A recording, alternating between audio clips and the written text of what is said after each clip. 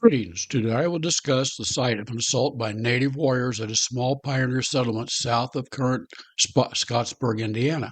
Before getting started, I would encourage you to subscribe to the Mossy Feet Books YouTube channel for more great content.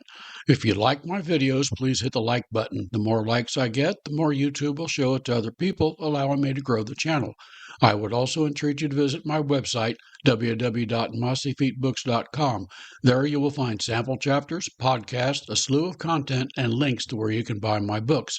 While visiting the website, you can subscribe to it and receive email notifications of when I publish a new book or other content like this video and podcast.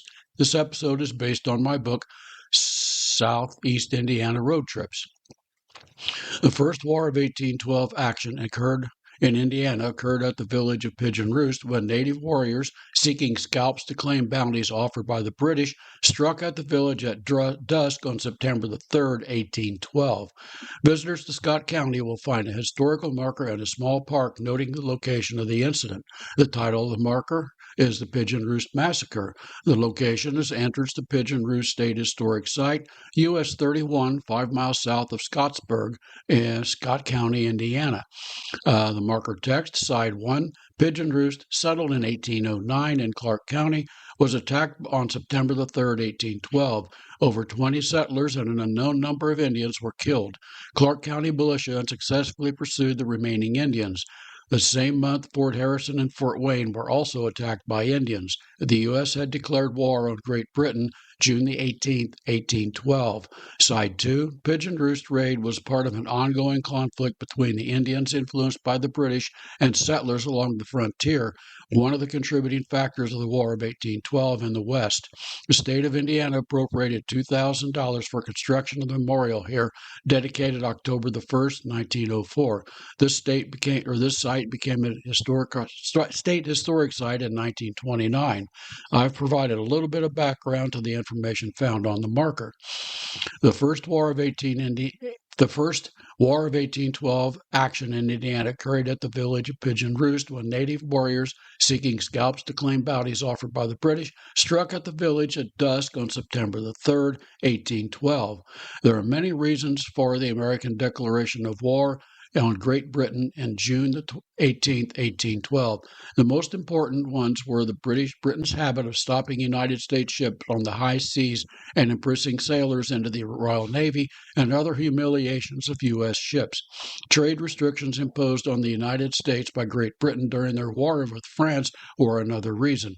Britain also threatened American Western expansion by encouraging native warriors to attack settlers moving into new areas. They encouraged the attacks by offering bounties on any scalps a native brought to a British outpost. The attack on Pigeon Roost was in response to this bounty system. William E. Collings established the village of Pigeon Roost in 1809. The settlement was in land still claimed by the Shawnee tribe. There was an Amerindian village a few miles from the new settlement. Most of the settlers came from Kentucky.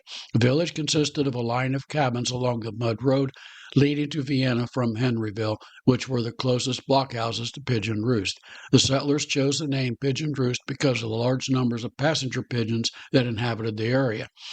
Few men remained in Pigeon Roost at the time of the attack, as most were at Vincennes with William Henry Harrison's force there. The war party consisted mostly of Shawnees, but some Potawatomi and Delaware were probably in it as well. Legend says they crossed the White River near Sparksville and proceeded through Vienna without attacking it. There are stories of bad blood between the Collings family and the Shawnee, and that is why the natives chose Pigeon Roost.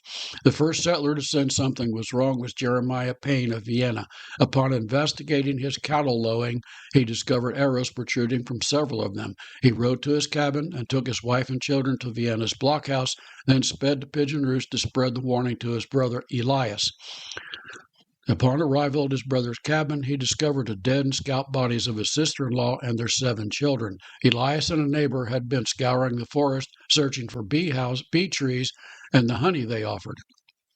The attackers went on through the settlement, burning cabins, killing and scalping anyone they encountered. Many of the settlers managed to escape to the blockhouse in Henryville, but not before the warriors killed over 20 settlers. Their survivors buried most of the victims in a mass grave near the site. Militia units located in Charlestown heard of the attack and set off in pursuit of the war party. They lost the trail near the Muscatatuck River. A band of Indiana Rangers from Washington County, led by Captain Henry DeWalt, intercepted them at Sand Creek in Bartholomew County. They engaged the party but failed to stop their escape. Scott County maintains the site, a former Indiana State Historic Site. Indiana turned the facility over to Scott County.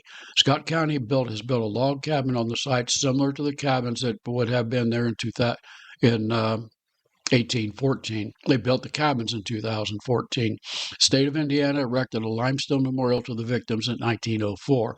The memorial is on US 31, just south of Scottsburg, Indiana. This episode is based on my book, Southeast Indiana Road Trips, available on the website www.mossyfeetbooks.com. The book is the first book in the 9-volume Road Trip Indiana series. The books include all the historical markers as of 2022 in Indiana with the text and backstory. The books also include a nearly complete listing of virtually every tourism destination available in the state. The destinations include parks, museums, drive-in theaters, bowling alleys, wineries, and much, much more. I encourage you to the website and subscribe to it. You'll find my books locally at the Walnut Street Variety Shop in Batesville, Indiana. I hope you enjoyed this podcast, and thank you for listening.